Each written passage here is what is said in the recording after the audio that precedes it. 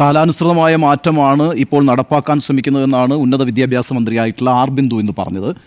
പ്രശ്നം ഇവിടെയാണ് ഇപ്പോൾ കാലാനുസൃതമായത്. ലോകത്ത് കാലമൊക്കെ നേരത്തെ തന്നെ സംഭവിച്ച് കഴിഞ്ഞിരുന്നു എന്നുള്ളതാണ്. താങ്കളിപ്പോൾ നേരത്തെ താങ്കളുടെ ഡിബേറ്റിൽ പറഞ്ഞതുപോലെ വൈകി വന്ന വിവേകം എന്ന് നമുക്ക് ഇതിനെ വിശേഷിപ്പിക്കാം. നോക്കൂ, ഇപ്പോൾ അരുൺ പറഞ്ഞല്ലോ 2016 ആഗോള വിദ്യാഭ്യാസ സംഗമം നടത്തി. ആ സമയത്ത് ഉന്നത വിദ്യാഭ്യാസ കൗൺസിലിൻ്റെ വൈസ് ചെയർമാനായിരുന്ന ടി.പി. ശ്രീനിവാസനെ കരിയോയിലൊഴിക്കുകയും മർദ്ദിക്കുകയൊക്കെ ചെയ്തു SFI. അതിന് പിന്നീട് കടകംപള്ളി സുരേന്ദ്രൻ മാപ്പ് പറയുകയും ചെയ്തു.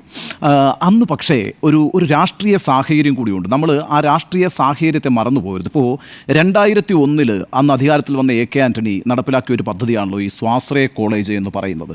2 സ്വാശ്രയ കോളേജ് സമം ഒരു ഗവൺമെൻറ് കോളേജ് എന്നാണല്ലോ പറഞ്ഞിരുന്നത്. അങ്ങനെ ധാരാളം കോളേജുകൾ കേരളത്തിൽ അനുവദിക്കപ്പെടുകയും ചെയ്തു. മദ്യമുതലാളിമാർ കോളേജ് തുടങ്ങി, കശുവണ്ടി മുതലാളിമാർ കോളേജ് തുടങ്ങി, ഷീറ്റിട്ട മേൽക്കൂരയ്ക്ക് താഴെ ഒരുപാട് എഞ്ചിനീയറിംഗ് കോളേജുകൾ ഉണ്ടായി. ആ രീതിയിലൊക്കെ ഈ പറയുന്ന വിദ്യാഭ്യാസ കച്ചവടം വളരെ ശക്തമായി തന്നെ പുരോഗമിച്ചു. അവിടുത്തെ ഒരു പ്രശ്നം എന്തായിരുന്നു? നമ്മളെന്താ പറഞ്ഞിരുന്നത്? AK ആൻ്റണി നമ്മളോട് പറഞ്ഞത് എന്താണ്? 50% സീറ്റ് മെറിറ്റി കൊടുക്കും, പിന്നെ 50% സീറ്റാണ് മാനേജ്മെൻറ്റിൻ്റെ കൈവശമുള്ളത്. അപ്പോൾ അങ്ങനെ വരുമ്പോൾ 2 സ്വാശ്രയ കോളേജുകൾ ചേരുമ്പോൾ 100 സീറ്റുകളാണ് പിന്നെ ഈ പറയുന്ന സാധാരണ വിദ്യാർത്ഥികൾക്ക് കിട്ടുക. ആ അർത്ഥത്തിലാണ് 2 സ്വാശ്രയ കോളേജ് സമം ഒരു ഗവൺമെൻറ് കോളേജ് എന്ന് പറയുന്നത്. AK ആൻ്റണിക്ക് തന്നെ പിന്നീട് അക്കാര്യത്തിലൊരു കുറ്റബോധമുണ്ടായല്ലോ. അദ്ദേഹം തന്നെ തുറന്നു പറഞ്ഞല്ലോ ഇത് ഒരു വലിയ പരാജയമായി പോയി എന്ന്. കാരണം എന്താ സംഭവിച്ചത്? അവിടെ ഏതെങ്കിലും തരത്തിലുള്ളൊരു സംവരണ തത്വം പാലിക്കപ്പെട്ടിട്ടുണ്ടോ? അവിടെ ഈ പറയുന്ന മെറിറ്റിലുള്ള വിദ്യാർത്ഥികൾക്ക് പിന്നെ അഡ്മിഷൻ കൊടുത്തിട്ടുണ്ടോ? അവിടെ ഏതെങ്കിലും തരത്തിലുള്ള ഫീസ് ഇളവ് നടപ്പാക്കിയോ? അവിടെ ഏതെങ്കിലും തരത്തിലുള്ള സ്കോളർഷിപ്പ് കൊടുത്തോ? അങ്ങനെ ഒരു പദ്ധതിയും നടപ്പാക്കിയിട്ടില്ല. അങ്ങനെ പദ്ധതിയൊന്നും നടപ്പാക്കാതെ വലിയ രീതിയിൽ വിദ്യാഭ്യാസ കച്ചവടം 2001 അന്നത്തെ UDF സർക്കാർ നടപ്പാക്കിയ ഒരു പദ്ധതിയുടെ ഭാഗമായി കേരളം അനുഭവിച്ചുകൊണ്ടിരിക്കുന്ന സമയത്താണെന്നേ 2016 ഈ പറയുന്ന അതേ UDF ഗവൺമെൻറ്റിൻ്റെ ഭാഗമായിട്ടൊരു ആഗോള വിദ്യാഭ്യാസ സംഗമം സ്വകാര്യ വൽക്കരണത്തിന് വേണ്ടി നടത്തുന്നത്. ആശങ്കകൾ ഉണ്ടാകുന്നേ. ആ ആശങ്കകളുടെ അടിസ്ഥാനത്തിലാണ് SFI ആ സമരം ചെയ്തത് എന്നാണ് ഞാൻ മനസ്സിലാക്കുന്നത്. നോക്കൂ, ഇപ്പം രാജ്യത്തെ ഈ പറയുന്ന NCERTയുടെ പാഠപുസ്തകങ്ങളിൽ വലിയ രീതിയിലുള്ള കാവ്യവൽക്കരണം വരുത്തുന്നതിനെതിരായിട്ട് ശബ്ദമുയർത്തിയ രാഷ്ട്രീയ പ്രസ്ഥാനങ്ങൾ, ഇടതുപക്ഷ രാഷ്ട്രീയ പ്രസ്ഥാനങ്ങളല്ലേ? അതിനെതിരായിട്ടുള്ള ഒരു പൊതുബോധ നിർമ്മാണത്തിന് വേണ്ടി ഇറങ്ങി പുറപ്പെട്ടത് ഇടതുപക്ഷ രാഷ്ട്രീയ വിദ്യാർത്ഥി സംഘടനകളല്ലേ? ഇന്ന് കേരളത്തിൽ ഈ പറയുന്ന ആരിഫ് മുഹമ്മദ് ഖാൻ എന്ന് പറയുന്ന ഗവർണർ ഈ പറയുന്ന സർവകലാശാലകളിലേക്ക് ഇത്തരത്തിലുള്ള ആശയങ്ങളുടെ ആളുകളെ നുഴഞ്ഞു കയറ്റി അധികാരം പിടിക്കാൻ ശ്രമിച്ചപ്പോൾ അതിനെതിരായിട്ട് SFI സമരം നടത്തിയിട്ടില്ലേ? ആ സമരങ്ങളൊക്കെ തെറ്റായ സമരങ്ങളായിരുന്നില്ലല്ലോ. അപ്പോൾ ഓരോ കാലഘട്ടത്തിലും ചില സോഷ്യൽ ആങ്സൈറ്റീസ് ഉണ്ടാകും. ആ സോഷ്യൽ ആങ്സൈറ്റീസുമായിട്ട് ബന്ധപ്പെട്ട് ചില സമരങ്ങളുണ്ടാകും. ആ സമരങ്ങൾ ചില ഘട്ടങ്ങളിൽ തെറ്റാകാം, ചില ഘട്ടങ്ങളിൽ ശരിയുമാകാം. അപ്പോൾ 2016 അന്ന് അത്തരത്തിലുള്ളൊരു സമരവുമായിട്ട് SFI വരുന്നതിന് യഥാർത്ഥത്തിൽ അതിനു മുമ്പ് കേരളത്തിൽ UDF സർക്കാർ തുറന്നുവിട്ടൊരു സ്വാശ്രയ ഭൂതത്തിൻ്റെ പ്രശ്നം കൂടി ഉണ്ട് എന്നാണ് ഞാൻ മനസ്സിലാക്കുന്നത്. പിന്നെ സ്വകാര്യ സർവകലാശാലകൾ ഇപ്പോൾ വരുന്നു. തീർച്ചയായിട്ടും ശരിയാണ്. 2016 അതിനെ എതിർത്ത ഇടതുപക്ഷ പ്രസ്ഥാനങ്ങൾക്ക് പിന്നീടൊരു ലെഫ്റ്റ് ആൾട്ടർനേറ്റീവ് അക്കാര്യത്തിൽ കൊണ്ടുവരാൻ കഴിഞ്ഞിട്ടില്ല എന്നുള്ളത് യാഥാർത്ഥ്യമാണ്. ആ ലെഫ്റ്റ് ആൾട്ടർനേറ്റീവ് അവർക്ക് കൊണ്ടുവരാൻ കഴിയാതെ പോയത് അവരുടെ പരാജയമാണ്. അത് ആ പാർട്ടി അഭിസംബോധന ചെയ്യേണ്ട പ്രശ്നമാണ്. അക്കാര്യത്തിൽ മാപ്പ് പറയണോ എന്നൊക്കെയുള്ളതും ആ പാർട്ടി തന്നെ തീരുമാനിക്കട്ടെ. പക്ഷേ ഇവിടുത്തെ പ്രശ്നം എന്താ? സ്വകാര്യ സർവകലാശാലകൾ വരണോ വേണ്ടയോ എന്നുള്ളത് തന്നെയാണ് അടിസ്ഥാനപരമായ ചോദ്യം. അതിൽ വരണമെന്ന പക്ഷക്കാരനാണ് ഞാൻ. അക്കാര്യത്തിൽ ചില ആശങ്കകളും എനിക്കുണ്ട്. എന്തുകൊണ്ടാണ് എന്ന് വെച്ച് കഴിഞ്ഞാൽ ഇപ്പം നമ്മളുടെ ഈ പറയുന്ന പൊതു സർവകലാശാലകളുടെ ഒരു അവസ്ഥ എന്താണ്? ഇപ്പം നമ്മുടെ സംസ്ഥാനത്ത് അടിസ്ഥാന വിദ്യാഭ്യാസ രംഗത്ത് നമ്മൾ ഏതാണ്ട് 100% വിജയമായിട്ടുള്ളൊരു സംസ്ഥാനമാണ്. അക്കാര്യത്തിലൊന്നും ഒരു സംശയമില്ല. പക്ഷേ നമ്മുടെ ഉന്നത വിദ്യാഭ്യാസ രംഗത്ത് നമുക്ക് വലിയ നേട്ടങ്ങൾ ഉണ്ടാക്കാൻ കഴിഞ്ഞിട്ടില്ല എന്നുള്ളതൊരു വസ്തുതയുമാണ്. അതിൻ്റെ ഒരു പ്രധാനപ്പെട്ട കാര്യമെന്ന് പറയുന്നത് അത് രാജ്യത്തെ തന്നെ ഒരു പ്രശ്നമാണ്. രാജ്യത്താണെങ്കിലും സംസ്ഥാനത്താണെങ്കിലും പൊതുവിദ്യാഭ്യാസ മേഖലയിലേക്ക് മാറ്റിവെക്കുന്ന ബഡ്ജറ്ററി അലോക്കേഷൻ ഉണ്ടല്ലോ, ഓരോ വർഷവും കുറഞ്ഞു വരികയാണ്. അതിൻ്റെ കാരണം എന്താണെന്ന് വെച്ചാൽ തുക കൂടുതലായിരിക്കും, പക്ഷേ അതിൻ്റെ പെർസെൻറ്റേജ് കുറവാണ്. ഇപ്പോൾ നമ്മുടെ NEP ഉണ്ടല്ലോ, നാഷണൽ എഡ്യൂക്കേഷൻ പോളിസി, കേന്ദ്ര സർക്കാർ തന്നെ പാസ്സാക്കിയ നാഷണൽ എഡ്യൂക്കേഷൻ പോളിസി നിർബന്ധമായും സർക്കാരുകളോട് പറഞ്ഞിരിക്കുന്നത് എത്രയാണെന്നറിയോ?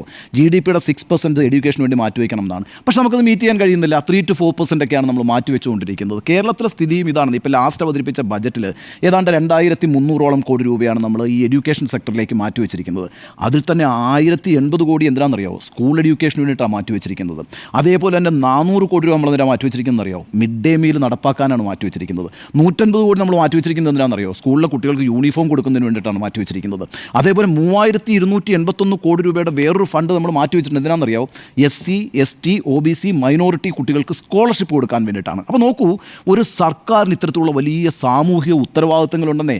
ആ സാമൂഹിക ഉത്തരവാദിത്തങ്ങൾ നിർവഹിക്കുന്നതിൻ്റെ ഭാഗമായിട്ട് ആ ഫണ്ടുകൾ മാറ്റിവെക്കുമ്പോൾ നമുക്ക് നമ്മുടെ വലിയ സർവകലാശാലകൾക്ക് വേണ്ടിയിട്ടുള്ള ഇൻഫ്രാസ്ട്രക്ചർ ഡെവലപ്മെൻറ്റിനും പുതിയ തരത്തിലുള്ള ടെക്നിക്കൽ എഡ്യൂക്കേഷൻ അടക്കമുള്ള സംവിധാനങ്ങൾ കൊണ്ടുവരുന്നതിനൊക്കെ പരിമിതികൾ ഉണ്ടാകുന്നു. അത് നമ്മുടെ ഒരു സാമ്പത്തികമായ ഞെരുക്കത്തിൻ്റെ കൂടെ പ്രശ്നമാണ്. അതൊരു വലിയ ബാധ്യതയായിട്ട് വരുന്നു. അപ്പോൾ ഇപ്പോൾ നിങ്ങൾ നോക്കിയോളൂ, മഹാത്മാഗാന്ധി സർവകലാശാലയ്ക്ക് കൊടുത്തിരിക്കുന്നത് എത്രയാണെന്നറിയാമോ? 70 കോടി രൂപ. കുസാറ്റാണല്ലോ നമ്മുടെ നാട്ടിലൊരു സാങ്കേതിക സർവകലാശാല, എത്ര കൊടുത്തിരിക്കുന്നത് അറിയാമോ? 69 കോടി രൂപ. അതേപോലെ തന്നെ ഈ ഒരു 7 സെൻറ്റേഴ്സ് ഓഫ് എക്സലൻസ് ഉണ്ടാക്കുമെന്ന് പറഞ്ഞിട്ടുണ്ട്. ആ 7 സെൻറ്റേഴ്സ് ഓഫ് എക്സലൻസിന് മാറ്റി വെച്ചിരിക്കുന്ന തുക എത്രയാണെന്നറിയാം? 25 കോടി രൂപ. ഒരു കെട്ടിടം പണിയാൻ തികയില്ലെന്നേ. പക്ഷേ ഒരു നീക്കിയിരിപ്പാണ്, ഒരു ശ്രമമാണ്. പക്ഷേ ഇത്തരത്തിലുള്ള പൊതുവിദ്യാഭ്യാസ രംഗത്തേക്ക് വലിയ രീതിയിൽ മുതൽ മുടക്കാൻ കേന്ദ്ര സർക്കാരിനോ സംസ്ഥാന സർക്കാരിനോ കഴിയാത്തൊരു സാഹചര്യം യഥാർത്ഥത്തിൽ നിലവിലുണ്ട്.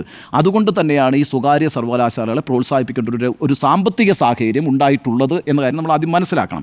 ഇപ്പോൾ ഇവിടെ ഞാൻ നേരത്തെ സൂചിപ്പിച്ചല്ലോ, പൊതു സർവകലാശാലയുടെ അവസ്ഥ എന്താണെന്നറിയാമോ? കൃത്യമായ ശമ്പളം കൊടുക്കാൻ കഴിയാത്തൊരു സാഹചര്യത്തിലേക്കാണ് പൊതു സർവകലാശാലകൾ പോകുന്നതെന്നുള്ളതാണ്. ആ രീതിയിൽ നിൽക്കുമ്പോഴാണ് AI പോലുള്ള ആർട്ടിഫിഷ്യൽ ഇൻ്റലിജൻസ് പോലെയുള്ള എഡ്യൂക്കേഷണൽ സിസ്റ്റത്തിലേക്കൊക്കെ നമ്മൾ വരണം. അങ്ങനെ നമ്മൾ വരണമെങ്കിൽ നമുക്ക് അതിനും മാത്രം പണം ഇൻവെസ്റ്റ് ചെയ്യാൻ കഴിയാത്തൊരു സാഹചര്യം ഉണ്ടാകുന്നു എന്നുള്ളതാണ്. ഇന്നിപ്പോൾ രാജ്യത്ത് ഏതാണ്ട് 430ഓളം സ്വകാര്യ സർവകലാശാലകളുണ്ട്. ഈ 430 സ്വകാര്യ സർവകലാശാലകൾ നോക്കിയാൽ ലോകത്ത് തന്നെ എണ്ണം പറഞ്ഞ കുറച്ച് സർവകലാശാലയുണ്ട്. ഇപ്പോൾ അമിറ്റി യൂണിവേഴ്സിറ്റി ഒരു മോശപ്പെട്ട യൂണിവേഴ്സിറ്റി അല്ല. അസീം പ്രേംജി യൂണിവേഴ്സിറ്റി ഗംഭീര യൂണിവേഴ്സിറ്റിയാണ്. നമ്മുടെ സംസ്ഥാനത്തിന് തൊട്ടപ്പുറത്താണ് മണിപ്പാൽ യൂണിവേഴ്സിറ്റി, ഗംഭീര യൂണിവേഴ്സിറ്റിയാണ്. തമിഴ്നാട്ടിലെ ശിവനാടാർ യൂണിവേഴ്സിറ്റി നല്ല യൂണിവേഴ്സിറ്റിയാണ്. ബാംഗ്ലൂരിലുള്ള ക്രൈസ്റ്റ് യൂണിവേഴ്സിറ്റി നല്ല യൂണിവേഴ്സിറ്റിയാണ്. മുംബൈയിലുള്ള സിംബയോസിസ് ഗംഭീര യൂണിവേഴ്സിറ്റിയാണ്. ഈ യൂണിവേഴ്സിറ്റികളൊക്കെയാണ് ഇങ്ങോട്ടേക്ക് വരുന്നത് എങ്കിൽ നിശ്ചയമായും നമുക്കത് ഗുണകരം തന്നെയാണ് നമ്മുടെ വിദ്യാഭ്യാസ മേഖലയ്ക്ക്. കാരണം എന്താണ്, നമ്മുടെ ഈ പൊതു സർവകലാശാലകളിലെ വിദ്യാഭ്യാസത്തിൻ്റെ അവസ്ഥ അങ്ങേയറ്റം മോശമായിരിക്കുന്നൊരു സാഹചര്യമുള്ളപ്പോൾ നമ്മുടെ സംസ്ഥാനത്ത് നിന്ന് ധാരാളമായി വിദ്യാർത്ഥികൾ പുറത്തേക്ക് പോകുന്നുണ്ട്. അപ്പോൾ അവരുടെ അവരുടെ ലക്ഷ്യത്തെ മീറ്റ് ചെയ്യാൻ നമുക്ക് കഴിയാതെ വരുന്നു. ഇനി പുറത്തേക്ക് പോകുന്ന ആളുകൾക്ക് ഉള്ള വേറൊരു പ്രത്യേകത എന്താ, അവർ പുറത്തുപോയിട്ട് സെറ്റിൽ ചെയ്യുക, അവിടെ തന്നെയൊക്കെ സെറ്റിൽ ചെയ്യുക. ആ രീതിയിലാണ് കാര്യങ്ങൾ മാറിക്കൊണ്ടിരിക്കുന്നത്. അപ്പോൾ നമുക്ക് അതിൻ്റെ ഒരു സ്ഥലം ഇവിടെ ഉണ്ടാക്കാൻ കഴിയുകയാണെങ്കിൽ അത് നല്ലൊരു കാര്യമാണ്. പ്രധാനമായും ഇത്തരം യൂണിവേഴ്സിറ്റികൾ ആയിരിക്കണം ഇങ്ങോട്ട് വരുന്നത് എന്നുള്ളതാണ്. ഇപ്പോൾ ഈ 430 സ്വകാര്യ സർവകലാശാലകൾ എന്ന് പറയുമ്പോഴുണ്ടല്ലോ, ഈ ഛത്തീസ്ഗഡിൻ്റെ ഒരു പ്രത്യേകത എന്താണെന്നറിയാം? അവിടെ ജില്ല തിരിച്ച് യൂണിവേഴ്സിറ്റി ഉണ്ട്. ഓരോ സ്ഥലങ്ങളിലും അവിടെ ഓരോ ജില്ലയിൽ യൂണിവേഴ്സിറ്റി ഉണ്ട്. ഇപ്പോൾ നിങ്ങൾക്ക് ഓർമ്മയില്ലേ, ഈ കായംകുളം MSM കോളേജിൽ നമ്മുടെ നിഖിൽ തോമസ് SFI നേതാവാ, അദ്ദേഹം ഒരു വ്യാജ സർട്ടിഫിക്കറ്റ് ഹാജരാക്കിയായിരുന്നു. എവിടെയാണെന്ന് അറിയാമോ? കലിംഗ യൂണിവേഴ്സിറ്റിയുടെ, ഛത്തീസ്ഗഡിൽ നിന്ന്.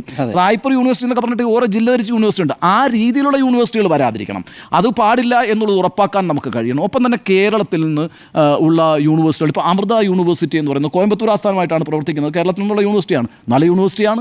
ആ കാര്യത്തിലൊന്നും തർക്കമില്ല. ഇപ്പോൾ രാജഗിരി കോളേജ് ഗംഭീരമായിട്ടാണ്, ക്യാമ്പസിൽ പോയാൽ നമുക്കറിയാം, അതിഗംഭീരമായിട്ടാണ് അവർ കാര്യങ്ങളൊക്കെ നടപ്പാക്കുന്നത്. അവർക്കൊരു യൂണിവേഴ്സിറ്റിയായി മാറാൻ കഴിയുകയാണെങ്കിൽ നല്ലതാണെന്നുള്ള അഭിപ്രായക്കാരനാണ് ഞാൻ. പക്ഷേ പ്രശ്നം എന്താണ്, നമ്മൾ ഇവിടെ എത്രത്തോളം നമുക്കൊരു റെഗുലേറ്ററി പവർ ഉണ്ട് എന്നുള്ളതാണല്ലോ ഇതിനകത്തൊരു പ്രധാനപ്പെട്ട വിഷയം എന്ന് പറയുന്നത്. ഞാനിപ്പോൾ അവരുടെ സർക്കാർ കൊണ്ടുവന്നിരിക്കുന്ന കരട് നോക്കുമ്പോൾ കരടിനകത്ത് പറഞ്ഞിരിക്കുന്നത് കേരളത്തിലെ വിദ്യാർത്ഥികൾക്ക് 40% സംവരണം ഉറപ്പാക്കും, സീറ്റുകൾ ഉറപ്പാക്കും എന്നുള്ളതാണ് അവർ പറഞ്ഞിരിക്കുന്ന ഒന്നാമത്തെ കാര്യം. രണ്ടാമത്തെ കാര്യം, സംവരണ തത്വങ്ങൾ പാലിക്കണമെന്ന് നിർബന്ധമായും ഈ കരടിൽ പറയുന്നുണ്ട്. മൂന്നാമതൊരു കാര്യം, ഈ കാര്യത്തിനകത്ത് ഫീസിൻ്റെ നിയന്ത്രണം ഇല്ല. അക്കാര്യത്തിൽ സംസ്ഥാന സർക്കാർ ഒരു പൈസയും സഹായിക്കില്ല. പക്ഷേ ഫീസിൻ്റെ കാര്യത്തിനകത്ത് അവർക്കൊരു നിയന്ത്രണം ഉണ്ടാകില്ല. അവർക്ക് എന്തെങ്കിലും കാര്യങ്ങൾ ചെയ്യാൻ കഴിയുമെന്ന് അവർ വിചാരിക്കുന്നുമില്ല. അക്കാര്യത്തിൽ എന്തെങ്കിലും ഒരു മാറ്റം കൊണ്ടുവരാൻ പറ്റുമോ എന്നുള്ളത് സർക്കാർ ആലോചിക്കേണ്ട ഒരു വിഷയമാണ്. അതുപോലെ തന്നെ വിദഗ്ധ സമിതി വേണമെന്ന് പറയുന്നുണ്ട്. അതിനകത്ത് ഒരു അക്കാദമിക് വിദഗ്ധൻ ഉണ്ടാകണം, ഉന്നത വിദ്യാഭ്യാസ സെക്രട്ടറി അതിൽ പങ്കാളിയായിരിക്കണം എന്ന് പറയുന്നുണ്ട്. ജില്ലാ കളക്ടർ, ഏത് ജില്ലയിലാണോ ഈ സർവകലാശാല പ്രവർത്തിക്കുന്നത് അവിടുത്തെ കളക്ടർ ആ സമിതിയിൽ അംഗമായിരിക്കണം എന്ന് പറയുന്നുണ്ട്. അതുപോലെ തന്നെ ഉന്നത വിദ്യാഭ്യാസ കൗൺസിലിൻ്റെ, സംസ്ഥാനത്ത് ഉന്നത വിദ്യാഭ്യാസ കൗൺസിലിൻ്റെ ഒരു നോമിനി അവിടെ ഉണ്ടാകണം എന്ന് പറയുന്നുണ്ട്. അതുപോലെ തന്നെ ഗവേണിംഗ് കൗൺസിലിൽ സർക്കാരിൻ്റെ പ്രതിനിധികൾ വേണം എന്ന് പറയുന്നുണ്ട്. അക്കാദമിക് കൗൺസിലിൽ സർക്കാരിൻ്റെ 3 നോമിനികൾ വേണം എന്ന് പറയുന്നുണ്ട്. അപ്പോൾ ഈ രീതിയിലൊക്കെ മറ്റ് സംസ്ഥാനങ്ങളിൽ നിന്ന് ഭിന്നമായി റെഗുലേറ്റ് ചെയ്യാൻ കഴിയുന്നത്ര റെഗുലേറ്റ് ചെയ്യാനുള്ള ശ്രമങ്ങൾ ഈ കരടിലുണ്ട് എന്നാണ് ഞാൻ മനസ്സിലാക്കുന്നത്. അപ്പോൾ ആ അർത്ഥത്തിൽ ഇനിയിപ്പോൾ ഈ ഫീസിൻ്റെ 2-3 കാര്യങ്ങൾ സർക്കാർ ഉറപ്പാക്കാൻ കഴിയണം. സംവരണ തത്വം പാലിക്കുന്നു എന്നുള്ളതൊരു പ്രശ്നം തന്നെയാണ്. കാരണം എന്താ അറിയാമോ, ഇപ്പോൾ സംവരണ തത്വം, ഇപ്പോൾ ക്രൈസ്റ്റ് യൂണിവേഴ്സിറ്റി കേരളത്തിൽ വന്നിട്ടൊരു സർവകലാശാല ആരംഭിക്കാമെന്ന് വിചാരിക്കാം. അതൊരു ന്യൂനപക്ഷ വിഭാഗം നടത്തുന്ന സർവകലാശാലയാണ്. അവർ വേണമെങ്കിൽ നാളെ ഇവിടുത്തെ ഈ സംവരണ തത്വം പാലിക്കാൻ കഴിയില്ല എന്ന് പറഞ്ഞ് സുപ്രീം കോടതിയിലേക്ക് പോയാൽ സുപ്രീം കോടതിയിൽ നിന്ന് അനുകൂലമായ വിധി സമ്പാദിച്ചു വന്നു കഴിഞ്ഞാൽ പ്രശ്നമായി. അപ്പോൾ ഈ രീതിയിലുള്ള ആശങ്കകൾ അവിടെ നിലനിൽക്കുന്നുണ്ട്. അപ്പോഴും നമുക്ക് ഈ സ്വകാര്യ സർവകലാശാലകൾക്കെതിരായൊരു നിലപാടെടുക്കാൻ കഴിയില്ല. 2 കാരണങ്ങളാണ് ഞാൻ നേരത്തെ പറഞ്ഞതുപോലെ. ഒന്ന്, നമുക്ക് പൊതു ഫണ്ടിങ് കൊണ്ട് നമ്മുടെ സർവകലാശാലയെ ഉയർത്താനുള്ള സാമ്പത്തിക സ്ഥിതി ഇല്ല. അതുകൊണ്ട് തന്നെ അതിൻ്റെ ഇൻഫ്രാസ്ട്രക്ചറും ആധുനിക വിദ്യാഭ്യാസവും നൽകുന്ന രീതിയിൽ സ്വകാര്യ സംരംഭങ്ങൾ പ്രോത്സാഹിപ്പിച്ചേ പറ്റൂ. അതാണ് ഒന്നാമത്തെ കാര്യം. അങ്ങനെ പ്രോത്സാഹിപ്പിച്ചാൽ മാത്രമേ നാട്ടിലുള്ള നമ്മുടെ കുട്ടികൾക്ക് ഗുണപ്രദമാകുന്ന ഒരു വിദ്യാഭ്യാസ സാഹചര്യം ഇവിടെ കേരളത്തിൽ ഉണ്ടാക്കാൻ കഴിയൂ. ഒരിക്കൽ കൂടി പറയാം, അടിസ്ഥാന വിദ്യാഭ്യാസ രംഗത്ത് നമ്മൾ വളരെ മികച്ച ആളുകളാണ്. പക്ഷേ ഇപ്പോഴും ഒരു സത്യമുണ്ടല്ലോ, MA ലിറ്ററേച്ചർ പാസ്സായ ഒരാൾക്ക് നല്ല രീതിയിലൊരു കത്തെഴുതാനും കഴിയുന്നില്ല, നല്ല രീതിയിലൊരു ആപ്ലിക്കേഷൻ ഫിൽ ചെയ്യാനും കഴിയുന്നില്ല എന്നുള്ളൊരു സാഹചര്യം പോലും ഉണ്ട് എന്ന് തമാശയ്ക്ക് പറയും. അപ്പോൾ നമ്മുടെ ഉന്നത വിദ്യാഭ്യാസത്തിൻ്റെ ക്വാളിറ്റി ഓഫ് എഡ്യൂക്കേഷൻ എപ്പോഴും ഒരു പ്രതിസന്ധി ഉണ്ടാക്കുന്നുണ്ട്. ആ പ്രശ്നങ്ങൾ പരിഹരിക്കാൻ സ്വകാര്യ സർവകലാശാലകൾ വരുന്നത് നല്ലതാണ്. എന്നാൽ അത് കൃത്യമായി റെഗുലേറ്റ് ചെയ്യപ്പെടുകയും സാമൂഹിക നീതി ഉറപ്പാക്കും വിധത്തിൽ അത് നടപ്പാക്കാൻ കഴിയുകയും ചെയ്യണം. അതിന് ഇടതുപക്ഷ സർക്കാരിനൊരു ഉത്തരവാദിത്വമുണ്ട്. അവരത് നിർവഹിക്കണം എന്നാണ് എൻ്റെ അഭിപ്രായം.